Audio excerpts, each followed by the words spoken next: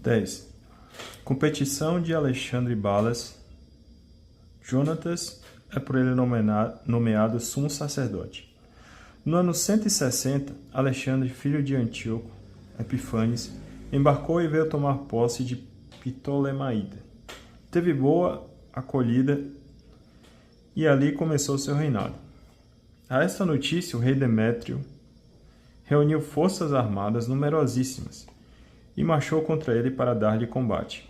Ao mesmo tempo, enviou mensagens a Jonatas em termos amistosos, comprometendo-se a exaltá-lo. De fato, assim dizia: apressemo-nos em fazer a paz com essa gente, antes que a façam com Alexandre contra nós.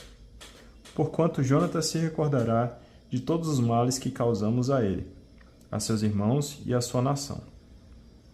Deu-lhe autorização de recrutar tropas, fabricar armas e considerar-se seu aliado, além de ordenar que lhe fossem entregues os reféns que estavam na cidadela. Então Jonatas dirigiu-se a Jerusalém e leu a mensagem aos ouvidos de todo o povo e dos que ocupavam a cidadela. Um grande temor se apoderou deles ao ouvirem que o rei lhe tinha concedido autorização de formar um exército. Por isso, os ocupantes da cidadela entregaram os reféns a Jonatas, o qual os restituiu a seu país. E Jonatas estabeleceu-se em Jerusalém, começando logo a reconstruir e a restaurar a cidade. Aos executores dos trabalhos, ordenou que reconstruíssem os muros e muralhas e amuralhassem o Monte Sião com pedras quadradas para fortificá-lo, o que eles fizeram. Fugiram então os estrangeiros que estavam nas fortalezas construídas por Báquides. Cada um deles abandonou o seu posto, retirando-se cada qual para a própria terra. Em Bet-Su, porém, ficaram alguns dos que tinham abandonado a lei e os mandamentos. Era o seu lugar de refúgio. O rei Alexandre soube das promessas que Demétrio havia feito a Jonatas. Falaram-lhe também das guerras e façanhas que ele e seus irmãos tinham realizado e das labutas que haviam arrostado. E disse: encontraremos acaso outro homem igual a este? Vamos, pois, agora fazer dele um amigo e aliado. Escreveu-lhe, então, uma carta e mandou levá-la, redigida nesses termos.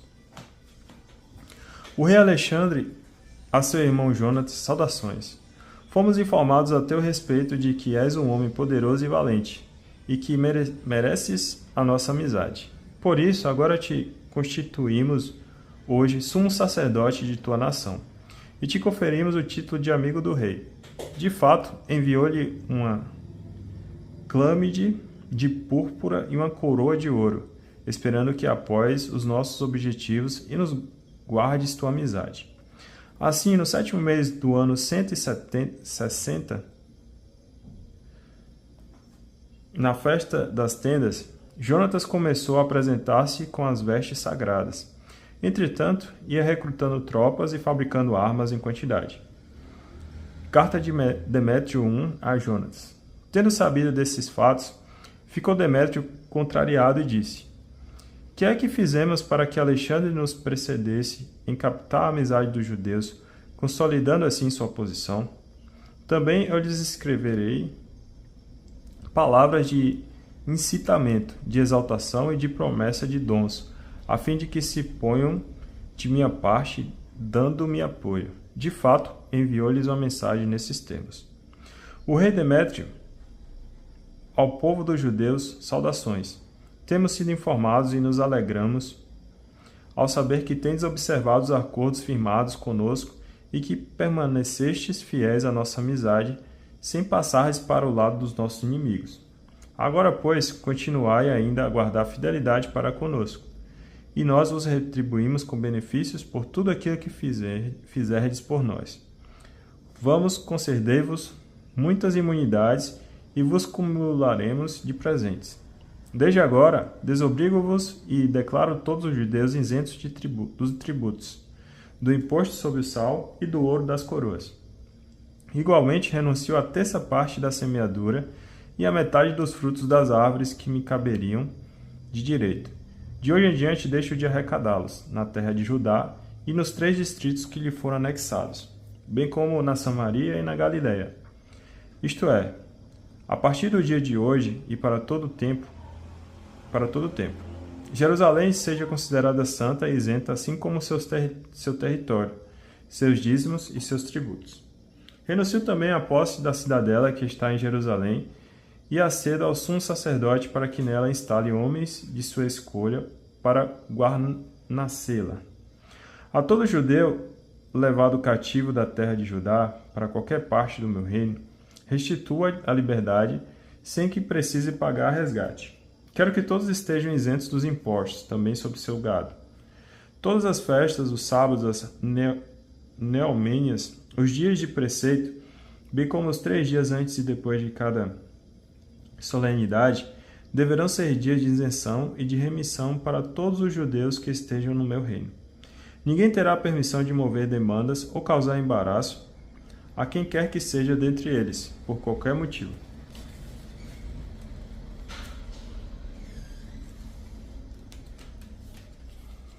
Serão recrutados entre os judeus para o exército do rei até 30.000 soldados, aos quais será pago o soldo que se deve todas as tropas reais. Certo número deles será destacado para as maiores fortalezas do rei, e dentre eles alguns serão designados para os encargos de confiança do reino. Seus chefes e comandantes sejam escolhidos dentre eles e vivam segundo suas leis, como aliás o rei o determinou para a terra de Judá. Quanto aos 3 distritos incorporados à Judéia, a expensas da província de Samaria, que eles estejam anexados à Judéia, de modo a serem considerados dependentes de um só homem, e não obedeçam a nenhuma outra autoridade, senão a do sumo sacerdote. Quanto a Ptolemaída e suas adjacências, eu a entrego em doação ao lugar santo de Jerusalém, para a cobertura das despesas exigidas pelo culto. Da minha parte, darei cada ano 15.000 ciclos de prata, a serem recolhidos das listas reais nas localidades convenientes. E todo excedente que os encarregados dos negócios deixam de entregar, como faziam nos primeiros anos de agora em diante, entregarão para as obras do templo. Além disso, os 5.000 ciclos de prata, que eram recolhidos das entradas do lugar santo conforme a conta de cada ano, também isso há de ser deixado, porque pertence aos sacerdotes que prestam serviço litúrgico. E todos aqueles que, sendo devedores de impostos reais ou de qualquer outra obrigação, procurarem refúgio no Templo de Jerusalém ou em qualquer das suas dependências, sejam deixados livres, eles pessoalmente, todos os seus haveres dentro do meu reino. Também para a construção e reparação das obras do lugar santo, prover-se-á as despesas por conta do rei. Igualmente para se reconstruírem as muralhas de Jerusalém e para as fortificações ao seu redor. E ainda por conta do rei que correrão essas despesas, da mesma forma para se erguerem as outras muralhas na Judéia. Jonatas repele as ofertas de Demétrio, morte do rei. Tendo Jonatas e o povo ouvido essas propostas, não lhe deram crédito e não as aceitaram, lembrando do grande mal que Demétrio havia causado a Israel, tendo-os oprimido tão duramente. Ao contrário, comprazeram-se em Alexandre, que fora o primeiro a dirigir-se a eles sem gratificações, e agiam como seus aliados todos os dias. Então o rei Alexandre reuniu forças numerosas e saiu em campo contra Demétrio. Tendo os 2 reis travado o combate, o exército de Demétrio pôs-se a fugir, mas Alexandre saiu em sua perseguição e prevaleceu sobre eles, mantendo o combate muito renhido até o pôr do sol. E nesse dia, Demétrio morreu. Casamento de Alexandre com Cleópatra. Jonatas é levado a estratego e governador. Então Alexandre enviou embaixadores a Ptolomeu, rei do Egito, com a seguinte mensagem: Depois que voltei para o meu reino e me assentei sobre o trono de meus pais, assumi o poder e, após esmagar Demétrio, tornei-me senhor de nosso território. De fato, travei batalha contra ele e seu exército, e ele próprio foram esmagados por nós, que nos assentamos em seu trono real. Estabelecemos, pois, amizade entre nós, e agora dar-me a tua filha como esposa para que eu seja teu genro. Da minha parte, tendo a ti quanto a ela, dar-te-ei presentes dignos de ti. E o rei Ptolomeu respondeu assim: venturoso dia no qual voltaste para a terra dos teus pais, e te assentaste no seu trono real. Agora farei para ti o que escreveste, mas vem ao meu encontro em Ptolemaída, a fim de que nos possamos ver um ao outro, e eu serei teu sogro conforme disseste. Ptolomeu partiu do Egito, ele e sua filha Cleópatra, e chegou a Ptolemaída, no ano 162. Vindo o rei Alexandre ao seu encontro, ele entregou-lhe sua filha Cleópatra e celebrou o seu casamento em Ptolemaída, com grande magnificência, como é costume entre os reis. Ora, o rei Alexandre havia também escrito a Jonatas para que viesse visitá-lo, e Jonatas dirigiu-se a Ptolemaída com grande pompa. Avistou-se com ambos os reis e lhe deu, assim como a seus amigos, prata e ouro e numerosos presentes, encontrando graça a seus olhos. Então reuniram-se contra ele alguns homens pastíferos de Israel, gente iníqua, querendo acusá-lo, mas o rei não lhes deu nenhuma atenção. Antes ordenou que se trocassem a Jonatas as suas vestes, e que o revestissem de púrpura, o que foi feito. E o rei fê-lo sentar-se a seu lado, dizendo depois aos seus dignatários: saí com ele ao centro da cidade e fazer proclamar que ninguém intervenha contra ele pelo motivo que for, nem o inquiete pelo que quer que seja. Então, ao verem os acusadores a sua glória, as proclamações do atrauto e a púrpura de que estava revestido, puseram-se todos a fugir. E o rei glorificou ainda mais, inscrevendo-o entre os seus primeiros amigos e nomeando estratego e meridarca. Assim Jonatas regressou a Jerusalém alegre e em paz. Demétrio II, Apolônio, governador da Celecíria, é vencido por Jonatas. No ano 165, Demétrio, filho de Demétrio, veio de Creta para a terra de seus pais. Ao ouvir esse fato, o rei Alexandre ficou muito preocupado e voltou para Antioquia. Entretanto, Demétrio constituíra seu general a Apolônio, que era governador da Celecíria. Este recrutou um grande exército, e vindo acampar perto de Jamia, mandou dizer ao sumo sacerdote Jonatas: Tu estás absolutamente sozinho em tua resistência contra nós, a tal ponto que me tornei objeto de risão e de injúria por causa de ti. Por que é que exerces a tua autoridade contra nós entre as montanhas? Agora, pois, se tem confiança nas tuas tropas, desce contra nós na planície. Meçamo-nos aí um com o outro, pois está comigo a força das cidades. Informante e ficarás sabendo quem eu sou e quem são os outros que nos prestam auxílio. Eles te dizem que não tens a possibilidade de manter firmes os pés diante de nós, pois já por 2 vezes teus pais foram postos em fuga na sua própria terra. Agora, pois, não poderás resistir à cavalaria, nem a um tão grande exército na planície, onde não há pedra, nem pedreira, nem lugar para fugir. Ao ouvir as palavras de Apolônio, Jonatas ficou agitado em sua mente. Escolheu 10.000 homens e saiu de Jerusalém, indo seu irmão Simão ao seu encontro para auxiliá-lo. Estabeleceu acampamento diante de Jope, mas os habitantes da cidade fecharam-lhe as portas, porque ali havia uma guarnição de Apolônio. Ele então a atacou, e os habitantes amedrontados deixaram-no entrar. Assim Jonatas se apoderou de Jope. Ao saber do acontecido, Apolônio pôs em campo 3.000 cavaleiros com uma numerosa infantaria e tomou a direção de Azoto, como se quisesse atravessar a região. Imediatamente, porém, avançou sobre a planície, pois contava com uma numerosa cavalaria e nela depositava sua confiança. Jonatas lançou-se em seu encalço na direção de Azoto, e os dois exércitos entraram em batalha. Entretanto, a Polônia deixara 1000 cavaleiros escondidos, visando a retaguarda do inimigo. Então, apesar de Jonatas haver percebido que havia uma emboscada por detrás, os cavaleiros cercaram seu exército e lançaram dardos contra a tropa, desde a manhã até a tarde. A tropa, porém, resistiu como Jonatas havia ordenado, ao passo que os cavalos dos inimigos se cansaram. Foi neste momento que Simão arrancou com as suas tropas e atacou a falange. Esgotada já a cavalaria, eles foram esmagados e puseram-se a fugir. A cavalaria dispersou-se pela planície. Os fugitivos correram para Azoto e entraram no Bet-Dagon, o templo de seu ídolo. Aí esperando salvar-se. Mas Jonatas incendiou Azoto e as cidades circunvizinhas, depois de ter-lhe tomado os despojos, e entregou às chamas o templo de Dagon, com os que nele haviam buscado refúgio.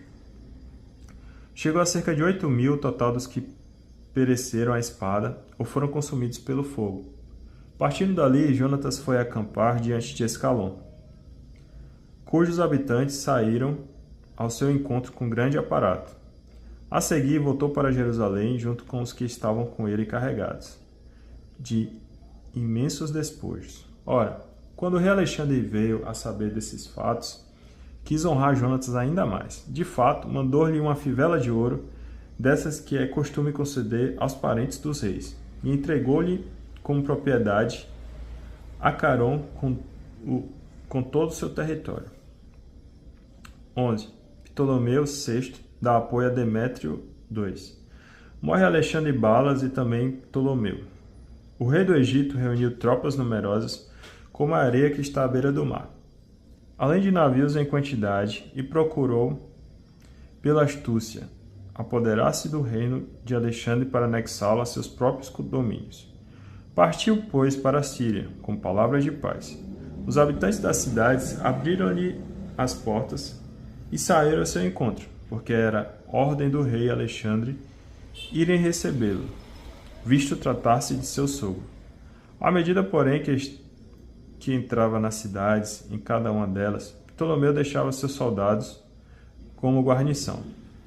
Quando se aproximaram de Azoto, mostraram-lhe o templo de Dagon incendiado, a própria Azoto e seus arredores devastados, os cadáveres atirados, e aqueles que tinham sido carbonizados, aos quais Jonatas havia ateado fogo na guerra.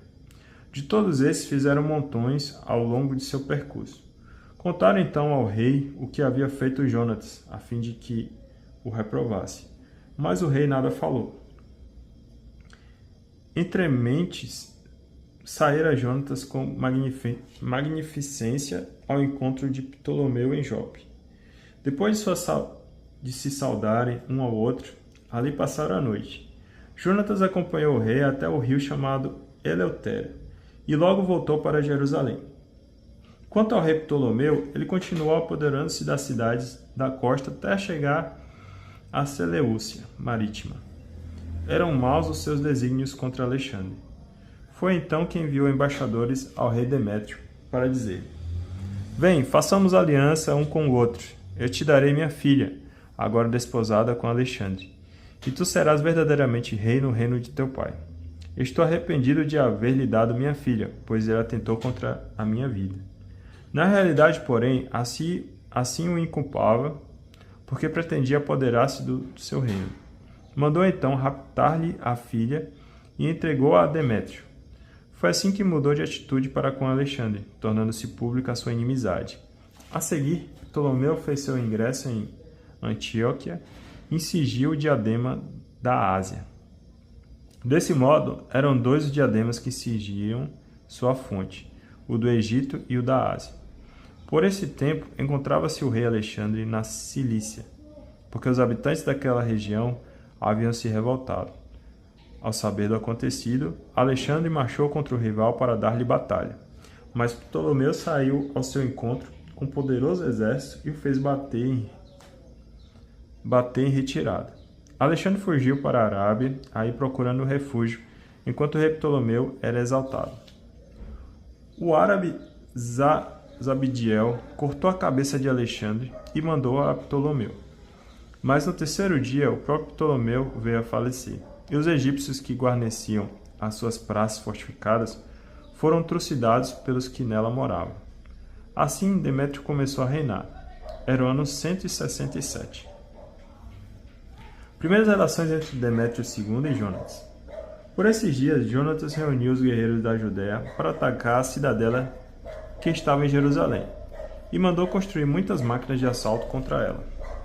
Alguns, então, que odiavam sua própria nação, gente iníqua, foram ter com o rei para lhe anunciar que Jonatas estava sitiando a cidadela. A essa notícia o rei enfureceu-se. Apenas a ouviu, pôs-se de partida e veio para Ptolemaída. Daí escreveu a Jonatas que levantasse o cerco e viesse ter com ele em Ptolemaída, para uma conferência o quanto antes. Recebido o aviso, Jonatas ordenou que se continuasse o cerco. Depois, escolhendo como companheiros alguns dentre os anciãos de Israel e os sacerdotes, entregou-se pessoalmente ao perigo. Tomando consigo prata, ouro, vestes e outros presentes em quantidade, foi apresentar-se ao rei em Ptolemaída e encontrou graça aos seus olhos. Apesar de alguns iníquos de sua nação, continuaram levantando acusações contra ele. O rei tratou-o assim como haviam tratado os seus predecessores, e o exaltou em presença de todos os seus amigos.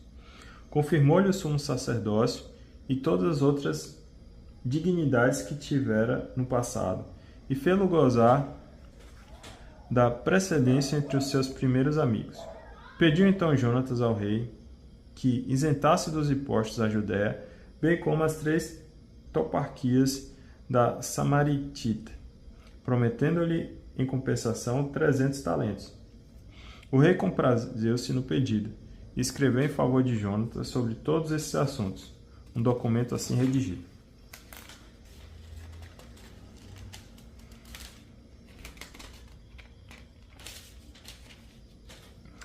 Nono decreto em favor dos judeus.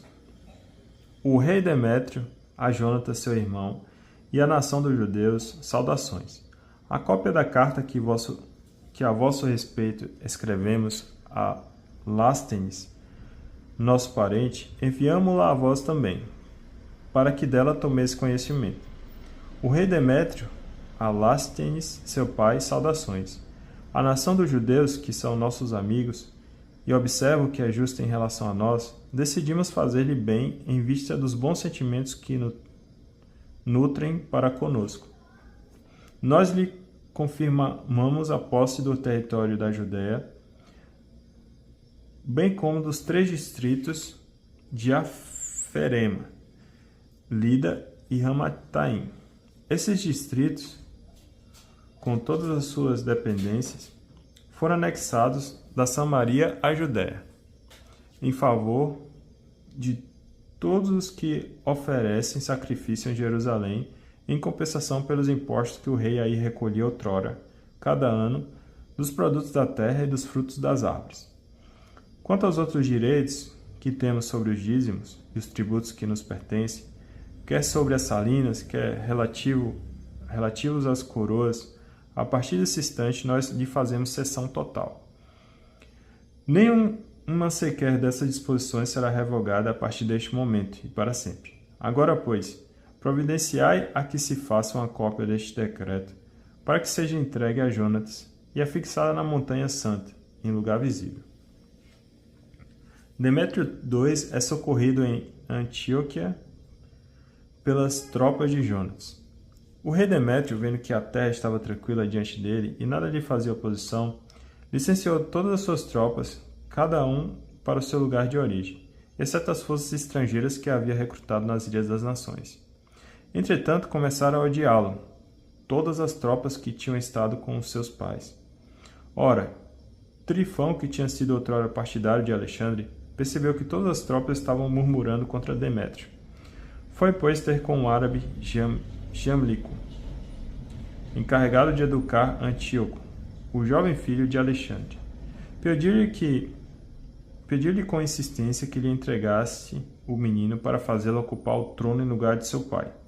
Referiu-lhe também todas as coisas que Demétrio havia mandado fazer e como odiavam suas tropas, mas teve de permanecer ali por muitos dias. Entretanto, Jonatas mandara pedir ao rei Demétrio que removesse da cidadela de Jerusalém, bem como das outras fortalezas, os que as guarneciam, pois estavam sempre a provocar Israel para a guerra.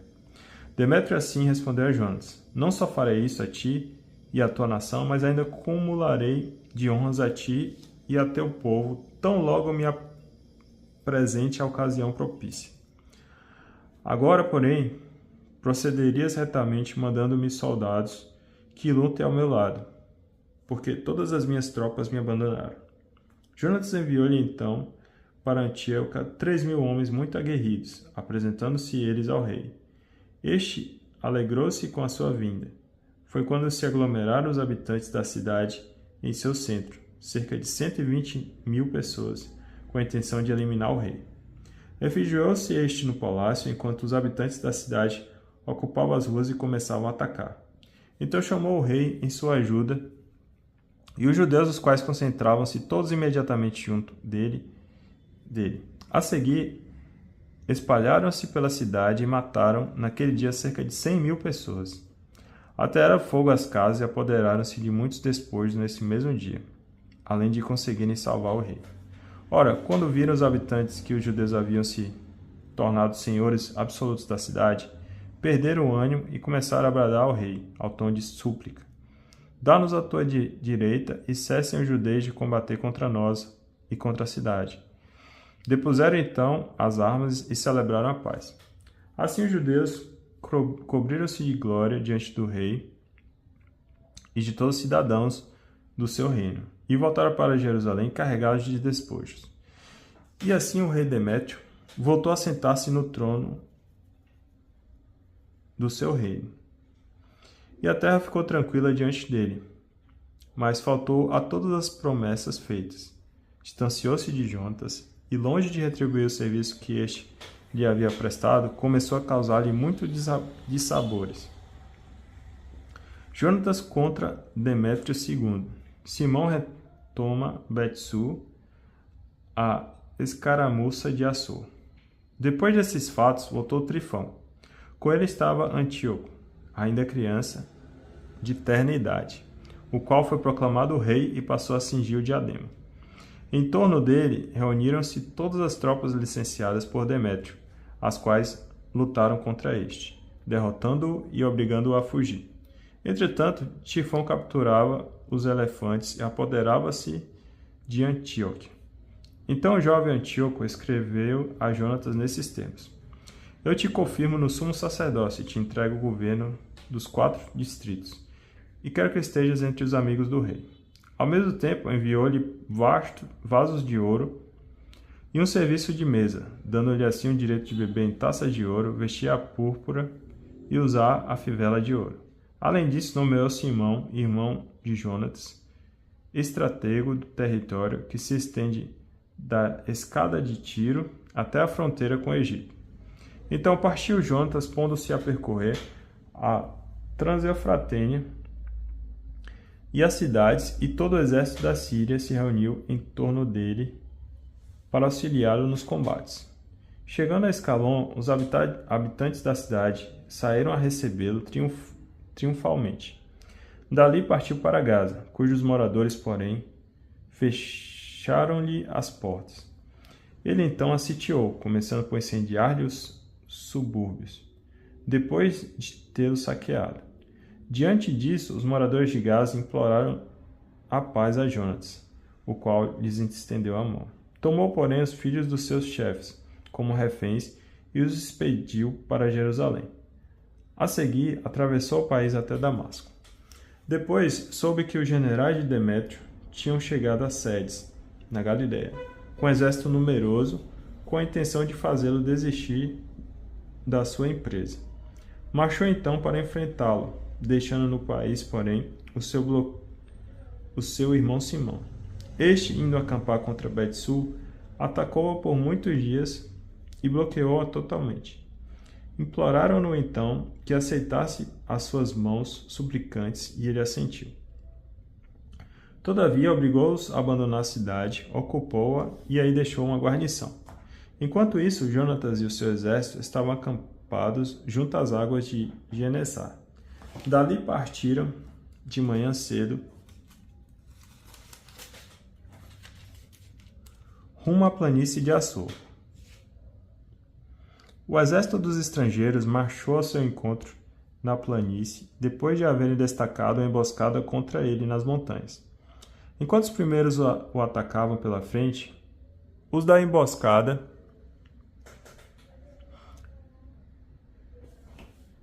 saindo dos seus esconderijos, entraram também no combate. Então os homens de Jonatas fugiram, não permanecendo um sequer, com exceção de Matatias,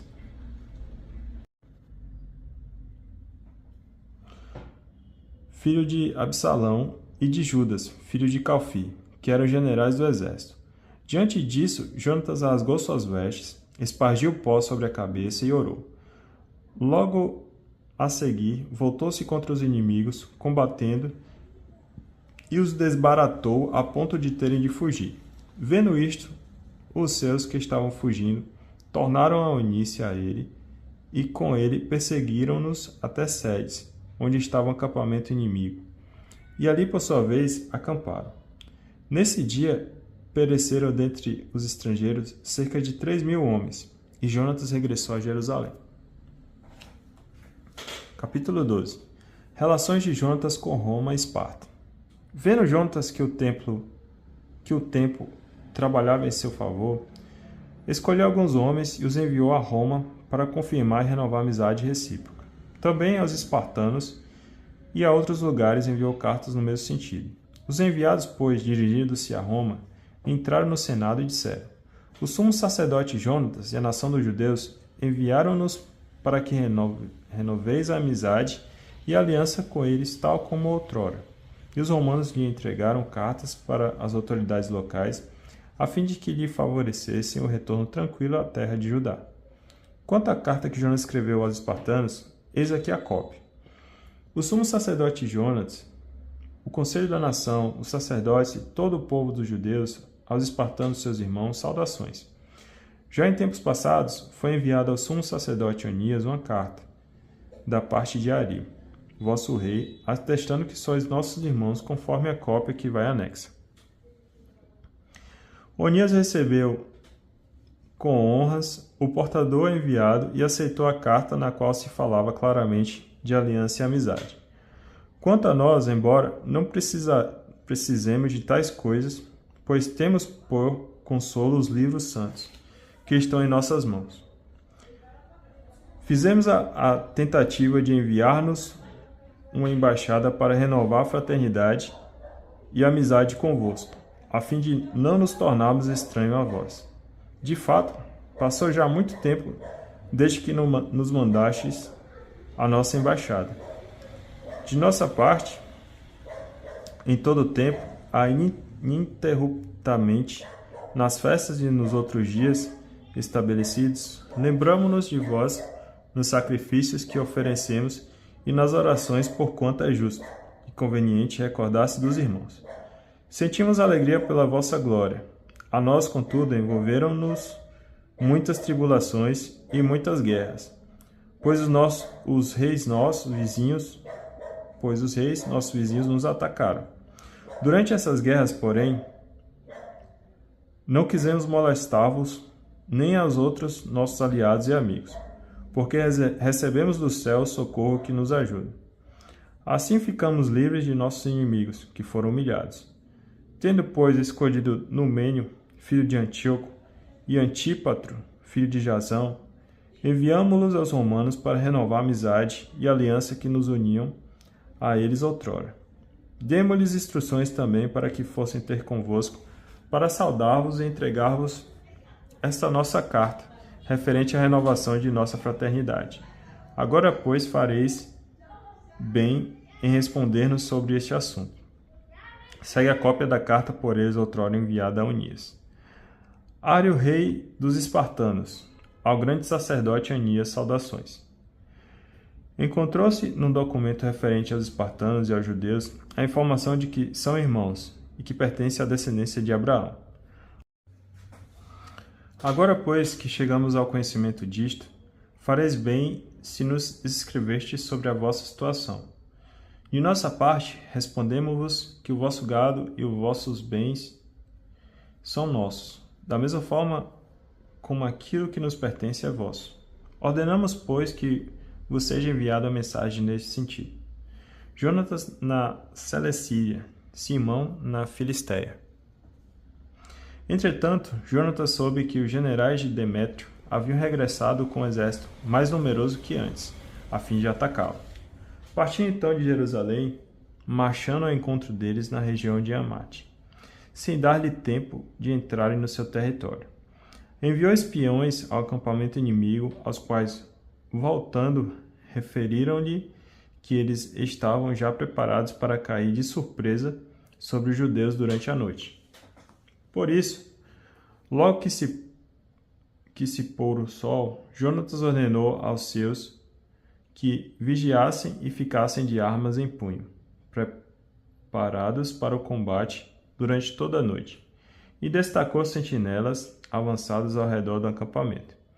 A notícia de que Jonatas e os seus estavam prontos para o combate, os adversários tiveram medo e perturbaram-se em seu coração.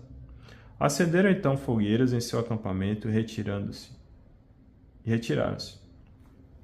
Mas Jonatas e os seus nada perceberam até pela manhã, pois viam as fogueiras acesas. Então partiu Jonatas em sua perseguição, mas não conseguiu alcançá-los.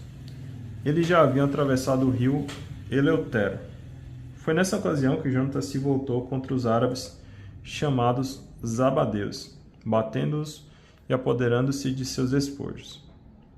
Depois, tendo levantado o acampamento, dirigiu-se a Damasco e percorreu toda a região. Também Simão tinha partido e percorrido o território até Escalon e as fortalezas vizinhas, donde se dirigiu depois contra Jope, assenhorando-se dela. De fato, chegara-lhe aos ouvidos a intenção dos habitantes de entregarem a fortaleza aos partidários de Demétrio. Por isso, deixou ali um destacamento para aguardar. Obras em Jerusalém. Tendo regressado, Jonatas convocou a assembleia dos anciãos do povo e com eles tomou a decisão de edificar fortalezas na Judéia, levantar ainda mais os muros de Jerusalém e erguer uma alta barreira entre a cidadela e a cidade. Assim se efetivaria a separação entre ambas, para que a cidadela ficasse isolada e seus ocupantes não pusessem nem comprar nem vender. Então se reuniram para reedificarem a cidade. Tendo caído uma parte do muro da torrente que dá para o levante, Jonatas fez reparar a secção chamada Cafenate. Simão, por sua vez, reconstruiu a Dida na Céfela, fortificou-a e muniu-a de portas e ferrolhos. Jonatas cai nas mãos dos seus inimigos. Trifão, entretanto, ambicionava tornar-se rei da Ásia e cingir o diadema, depois de eliminar Antíoco. Mas receava que Jonatas não o permitisse ou que lhe fizesse guerra. Por isso, procurava capturá-lo para poder livrar-se dele. Tendo, pois, levantado acampamento, dirigiu-se a Bet-San. Também Jonatas, saindo ao seu encontro, com 40.000 homens, escolhido para um combate ordenado, marchou até Bet-San. Quando Tifão viu que ele tinha chegado com um exército numeroso, ficou com receio de estender a mão contra ele. E o recebeu com honras, apresentando-o a todos os seus amigos e oferecendo-lhe presentes, além de ordenar a seus amigos e às tropas que lhe obedecessem como a ele próprio. A seguir disse a Jonatas: por que motivo causaste transtorno a toda essa gente, se não há entre nós ameaça alguma de guerra? Por isso, manda-os de volta às suas casas, depois de escolheres para ti uns poucos homens que estejam contigo, e vem comigo a Ptolemaída. E eu entregarei a ti, junto com as outras fortalezas, o restante das tropas e todos os encarregados dos negócios. Depois, tomando o caminho de volta, partirei, pois, é para isto que estou aqui. Acreditando nele, Jonatas agiu de acordo com as suas palavras. Licenciou suas tropas, que se retiraram para a terra de Judá, e reteve consigo 3.000 homens. Desses deixou 2.000 na Galiléia, e 1.000 partiram com ele. Apenas, porém, entrou Jonatas em Ptolemaída.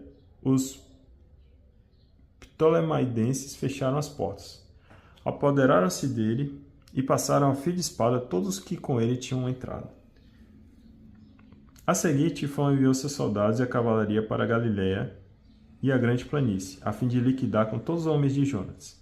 Eles, porém, ao tomarem conhecimento de que ele tinha sido aprisionado e fora morto com todos os seus companheiros, exortaram-se uns aos outros e avançaram em linhas cerradas, prontos para o combate. Vendo então os que perseguiam, que eles lutavam por sua vida, voltaram para trás. E eles chegaram todos sãos e salvos à terra de Judá. Aí choraram Jonatas com seus companheiros e ficaram possuídos de grande temor. E todo Israel entrou num pesado luto. Então as nações circunvizinhas todas procuraram exterminá-los, dizendo: eles não têm mais quem os comande, nem quem os ajude. Agora, pois, é o tempo de atacá-los e de cancelar do meio dos homens até sua lembrança. A gente vai dar uma pausa aqui e continuar no próximo.